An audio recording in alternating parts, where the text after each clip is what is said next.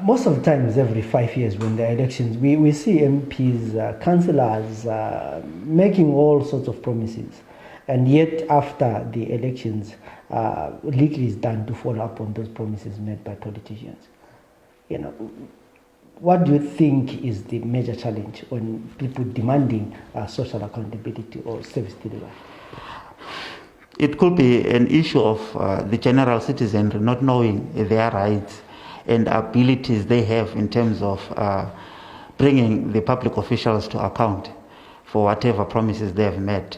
Generally, our people accept an individual based on political affiliations, and after an election has been done, we begin to live our lives as normal, as if there were no promises made, as if there are no challenges.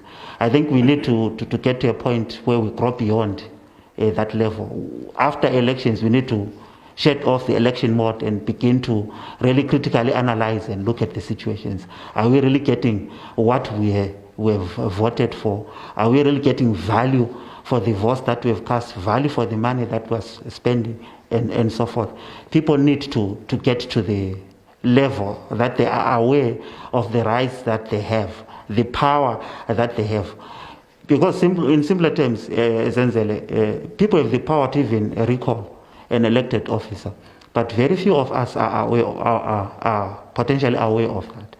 We need to get a time or a period where we educate one another about our rights and the powers that we have as a people.